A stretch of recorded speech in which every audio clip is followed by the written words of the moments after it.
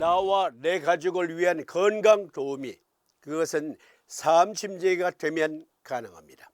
그래서 마련한 전국민 사암침쟁이 만들기 프로젝트 병퇴생리학과 사암침법, 이번 시간은 지난 시간에 이어서 계속 갑상선 질환 토론해 봅니다. 갑상선 질환 중에서 오늘 여러분들과 함께 토론할 주제는 갑상선 기능 항진증 그리고 기능 저하증, 원인은 무엇이고 어떻게 치료할 수 있는가. 갑상선 기능 항진증이란 갑상선 호르몬이 과잉으로 분비되어서 생기는 것, 저하증은 갑상선 호르몬이 결핍, 분비가 잘 안 돼, 생성이 잘 안 돼, 그래서 생긴 병. 갑상선 기능 항진증에서는 가장 두드러진 특징, 몸이 덥다. 선풍기 켰잖아. 갑상선 호르몬이 과잉으로 분비되니까 몸의 신진대사 속도가 빨라져. 신진대사 속도가 증가한다. 그래서 몸을 움직이지 않아도 늘 뜀박질하고 있는 상태야. 비유컨대 자동차가 정지 상태인데도 엔진 RPM이 윙 하면서 5,000 이상으로 올라가. 엔진이 과열되겠죠. 몸이 항상 과열된 상태다. 그래서 열납니다.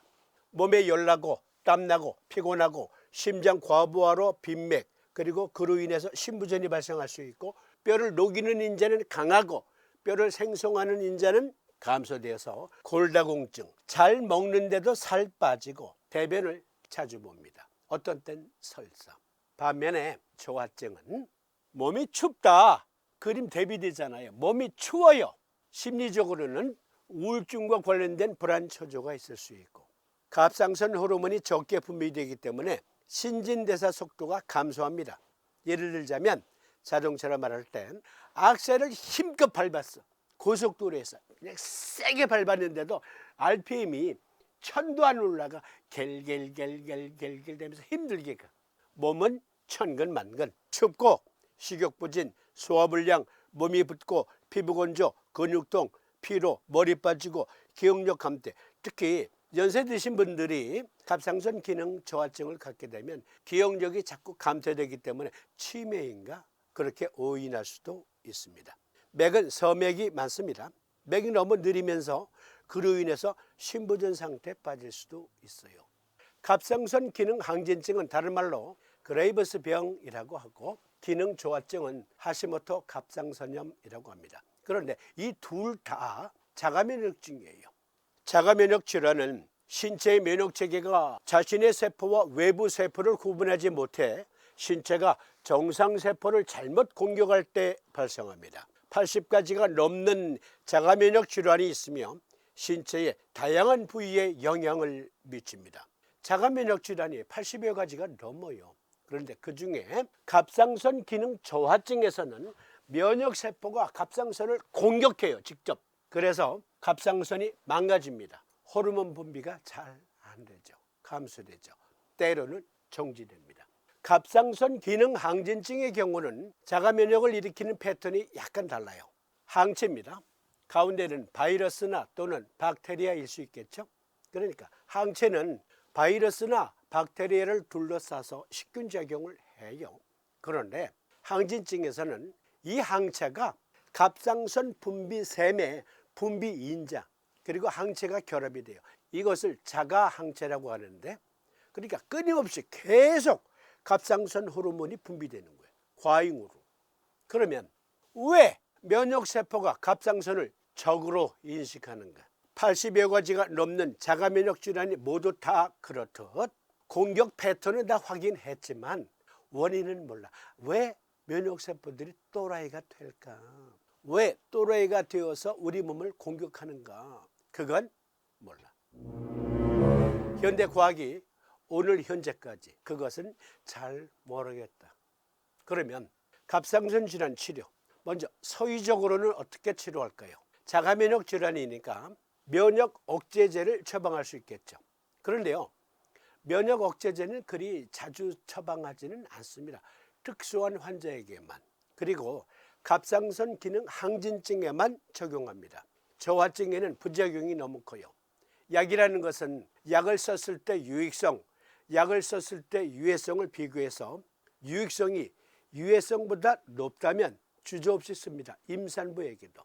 그런데 만약에 약을 썼을 때 유익성과 유해성을 비교했을 때 유해성이 너무 높아, 그러면 약을 안 씁니다. 갑상선 기능 저하증의 면역 억제제는 부작용이 너무 많아서 그렇게 자주 처방하지는 않습니다. 주로 갑상선 기능 항진증에 처방하는데요. 그런데 사실 이것보다도 갑상선 기능 저하증과 그리고 항진증은 이 치료가 가장 널리 사용되고 있는 방법입니다. 갑상선 기능 저하증은 합성으로 만든 갑상선 호르몬을 몸에 투약하는 거예요. 그런가 하면 갑상선 기능 항진증의 경우는 갑상선 호르몬 분비 억제제를 투약합니다. 그런데 갑상선 기능 항진증이었어요. 그래서 억제제를 처방을 했는데 잘 안 나. 환자는 계속 고통 중에 있어. 그럼 할 수 없잖아. 갑상선은 아예 잘라내고 대신 갑상선 호르몬을 투약한다. 그러니까 갑상선 기능 항진증 환자가 갑상선을 제거했으면 나은 게 아니고 병명이 바뀐 거예요. 갑상선 기능 항진증에서 저하증으로 병명이 바뀌었을 뿐, 그러함에도 불구하고 이것은 서희의 현재까지 가장 최선의 선택입니다. 갑상선 질환과 삼침법. 삼침법은 어떠한 요법을 적용할 수 있습니까? 삼도인 침구요결 제28장 요통문에 보면 사암사께서 말씀하신 것으로 갑상선 질환 어떤 요법을 적용하면 되는지 힌트를 얻을 수 있습니다. 내가 소시로부터 은은히 요통이 있고 혹 관절기에는 좌우 수비가 수정과 같았다가 혹 2, 3개월에 풀리기도 하고 혹은 4계절에 걸쳐 풀리지 않기도 하며 혹은 가을이면 우국하여 흉배가 무중하고 상복이 여포하며 이명이 대작하고 때로는 소연히 잠이 드나 때로는 공포증을 느끼거늘 널리 약사에 물었더니 혹은 내종이라고도 하고 혹은 심화라고도 하여 백구가 이설하고 한 사람도 대장증후인 것을 말하는 사람들이 없더라. 시체 사람들의 잘못 호로라지칭하여 생명을 버리는 자가 십상팔구로 이것이 대장의 허이다. 나의 세 동생과 장조카가 모두 이것으로서 그르쳤다. 여기에서 대장증후 그리고 이것이 대장의 허이다, 이것은 큰 창자 자체의 질병이다, 허증이다, 그 말이 아니죠. 여러 번 말씀드렸어요. 이것은 큰 창자 기능 장애가 아니라 수양명 대장경, 즉 풀네임으로 말하면 수양명조 대장금경의 양명조라는 경기, 그 경기의 허증을 말해요. 양명조는 오늘날 모던한 표현으로 말하면 물리적으로 작동하는 우리 몸의 시스템은 림파틱 시스템입니다. 삼도인의 세 동생과 장조카를 사망케 한 이 병, 여러 번 말씀드렸죠. 이 내용으로 유추해 보건데 그것은 림프암이었다. 또 삼도인도 림프암 환자였는데 이분은 삼침법으로 극복을 했다. 하구와 모태부적과 두경의 여열로 혹은 항핵이 되고 혹은 후열이 되고 혹은 입이 마르고 재채기를 잘하며 혹은 혈액이 아프고 혹은 산기로 되며 혹은 풍질도 되고 혹은 열격도 되며 혹은 안질도 된다. 그러시면서 겸손하게 겸허하시게 차등제증은 이른바 품부부족으로서 당신이 타고난 재능이 워낙 부족해서 가장 한이 되는 것은 만각이다. 그것을 깨닫기까지, 이것을 깨닫기까지 너무 오래 걸렸어.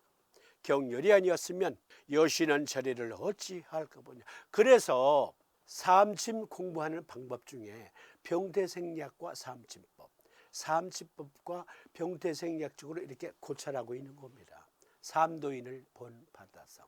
이 말씀을 하신 지 200여 년이 지난 후에 영국의 토마스 호지킨이라는 의사는 림프암이라는 논문을 발표합니다. 그런데요, 이 요결에서 하신 말씀하고 똑같은 내용이 서론에 들어가요. 똑같은 내용이. 그러니까 인류 최초로 림프암을 발견한 분은 삼도인. 그리고 요결에서 말씀하신 이 내용은 거의 모든 자가면역 질환에서도 나타나는 증상들입니다. 갑상선 기능 저하증이든 갑상선 기능 항진증이든 삼침법은 자가면역 질환이기 때문에 대장 정격을 씁니다. 대장 정격을 제1원칙으로 생각하세요. 갑상선 기능 저하증은 체액축적 및 림프 기능 장애와 같은 메커니즘을 통해 림프계에 영향을 미쳐 심각한 림프 부종을 유발할 수 있습니다.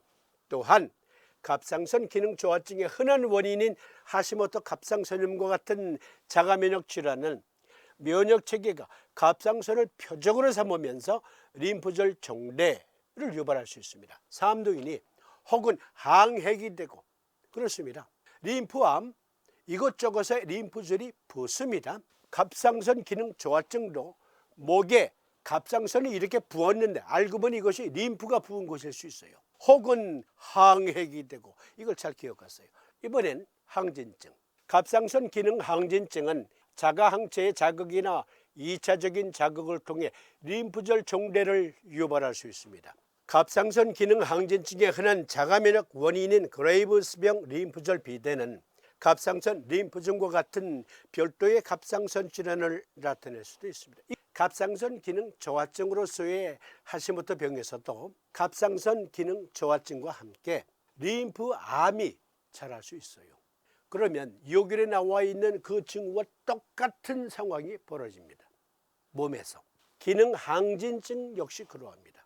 기능 항진증 역시 림프절이 붓고 갑상선이 붓고 그래서 어떤 경우에는 림프암이 동반될 수 있다.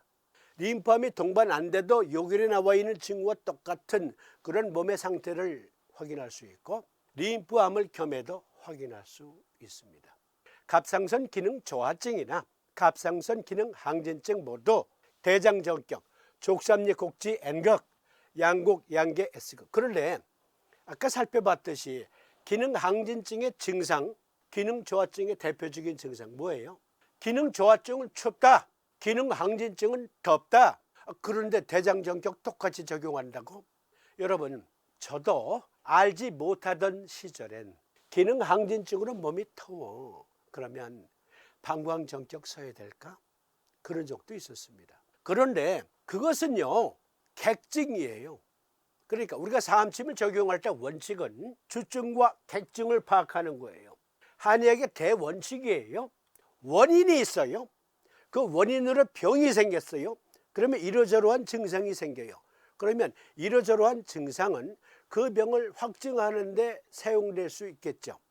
그러나 다양한 증상을 보이더라도 주증이 원인이면 주증만 없애면 돼요. 그러면 나머지는 객증은 저절로 없어집니다. 다시 강조드립니다. 저도 잘 몰랐을 때는 기능 항진증, 기능 저하증 서로 상반된 증상을 보이고 있는데 어떻게 한 가지 요법을 쓰겠는가? 춥다? 덥게 해야지. 덥다? 서늘하게 해줘야지. 그러나 발전된 의학관으로 보니까 둘 다 원인, 주증은 자가면역 질환이 올시다. 그러니까 자가면역을 해소시켜주면 나머지는 저절로 눈 녹듯이 없어져요. 건드리지 않아도. 항진증, 저하증, 주증이 자가면역증이므로 대장정격을 기본으로 적용한다. 그런데 간정격을 추가로 써야 되는 경우가 많습니다. 간과 갑상선은 밀접하게 연결되어 있으며 간은 갑상선 호르몬인 티록신을 활성 형태인 3요도티로닌으로 전환하는 효소를 통해 갑상선 호르몬 대사에 상당한 영향을 미칩니다. 자가면역성 갑상선 질환과 같은 그레이브스병과 하시모토 갑상선염은 갑상선 호르몬의 직접적인 영향, 자가면역 질환의 동반 발생, 예를 들어서 자가면역성 간염이 생겼어요.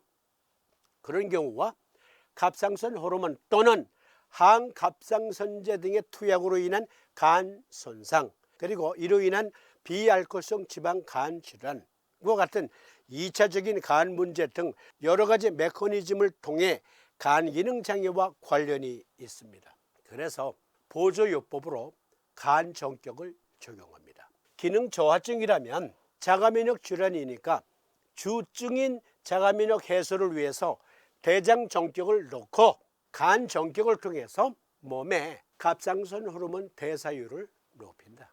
그런데요, 예전에 알지 못했던 때에는 스트레스, 발끈 스트레스는 갑상선 기능 항진증의 원인이다, 이렇게 믿었던 때가 있었습니다. 그러나 그것은 아니죠. 원인은 자가면역증이고 스트레스 발끈은 증상을 더욱 악화시킨다. 지금은 그렇게 정리되어 있어요. 그러니까 스트레스 받을 때마다 발끈 짜증 만약에 그러한 환자라면 대장정격하고 간정격 대신 간정격과 같은 의미를 지닌 3초 성격을 적용하는데 이땐 변형 3초 성격을 쓰는 게 옳습니다. 삼두인께서는 요결에 보면 3초 성격 변형요법을 더 많이 쓰셨어요. 변형요법은 통곡 앵문의 N극, 임읍중조의 S극. 다시 정리해드립니다. 기능 저하증엔 대장정격, 간정격, 기능 항진증엔 대장정격 그리고 변형 3초 성격 이렇게 적용하세요. 나머지 자잘한 여러 가지 증상들 그건 무시하세요. 그건 있다가도 없고 없다가도 있는 객증이에요. 주증 치료하면 객증은 저절로 없어집니다. 그러면 다음 시간에는 갑상선 암 생존율과 관련된 이야기 좀 해봅시다. 그리고 그 외의 암 생존율도 겸해서